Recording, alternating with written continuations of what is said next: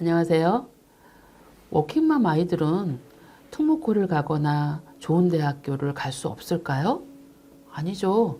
제가 목동에서 보면 워킹맘 분들이 오히려 과학고도 보내고 영재고도 보내고 그리고 좋은 대학교도 많이 보내세요. 그런데 상담을 하다 보면 뭔가 워킹맘 분들은 아이들한테 부채감을 갖고 계세요. 제가 일을 해서요, 아이를 잘 못 돌봐줘서 아이가 잘 못 오르는 것 같아요 라고 하십니다. 다른 아이들은 엄마가 옆에 줘서 리딩 특공대도 하나하나 가이드를 해주고 그리고 리딩도 매일 체크해주고 학습도 꼼꼼히 봐주는데 워킹맘인 나는 회사에서 일을 하고 있기 때문에 아이를 그렇게 못 봐주고 나 때문에 우리 아이가 영어 실력이 많이 못 오른다는 부채감도 있으시고 또 어떤 우라 같은 게 있으세요. 좀 잘 봐주고 싶은 욕심은 있는데 그게 마음대로 아이가 따라오지 않으니까요. 그런데 퍼플 아카데미에서 보면 워킹맘인데 오히려 아이가 학습 습관이 잘 다져진 경우도 있거든요. 아이들이 학습을 시작하는 7세 초등학교 1학년, 6세 이때가 결국은 처음 발걸음을 하는 첫 발자국이에요.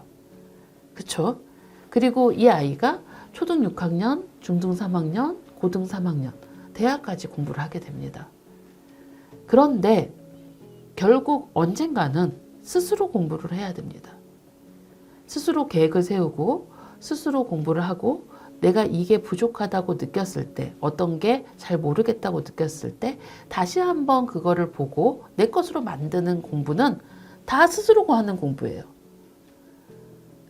그런데 그게 옆에서 계속 전원맘이라서 엄마가 봐주고 돌봐주고 하는 아이들이 스스로 공부를 잘할까요? 아닙니다. 이 스스로 공부하는 건 결국은 엄마가 계속 너가 계획을 세우고 매일 약속을 지키면서 스스로 해야 될 이유를 알고 그거를 꼼꼼하게 해내는 능력을 가져야 되는 거고 이건 워킹맘이건 전업맘이건 아이한테 계속 잔소리를 하면서 가이드를 해서 그런 습관을 형성하도록 도와줘야 되는 거죠. 그런데 워킹맘 분들은 내가 직장에서 일을 할 때 아이가 해야 되는 일들을 일단 가장 할 수 있는 것부터 적어놓으면 됩니다. 가령 리딩 특공대를 해요.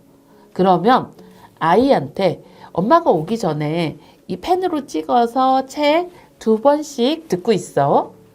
이렇게 할 수 있죠. 아직까지 뭔가 비디오를 켜고 혼자 뭔가를 하진 못하지만 특히 색칠하기 같은 건 할 수 있어요.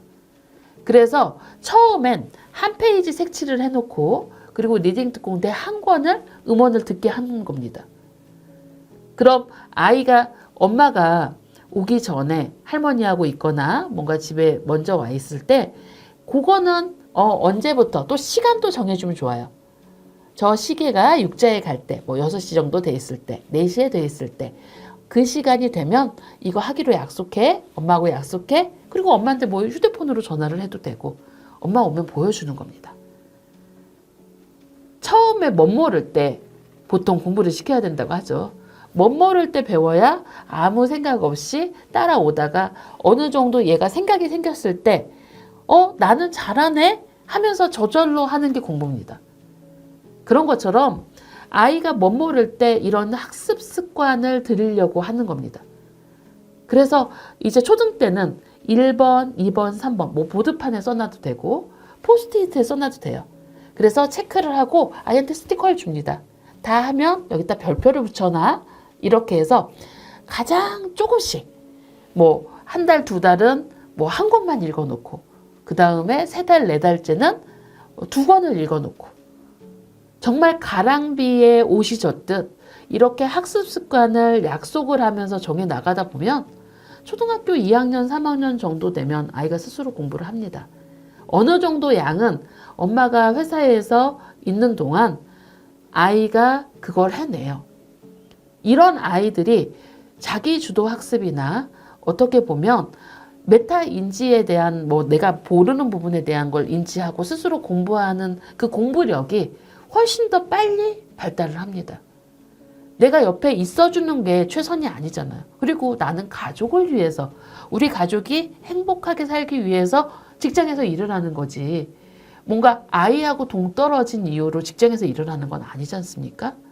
워킹맘 분들이 부채감만을 가지고 뭔가 아이한테 미안해하고 그리고 못하는 데에 대한 스트레스를 받기보다는 능동적으로 아이하고 함께 내 일도 해가면서 우리 아이도 잘 키울 수 있는 방법을 고민해 보셔야 되는 거죠.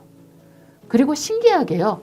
퍼플 아카데미를 하는 학생들이 한 3년 정도 되면 웬만큼 스스로 다 하거든요.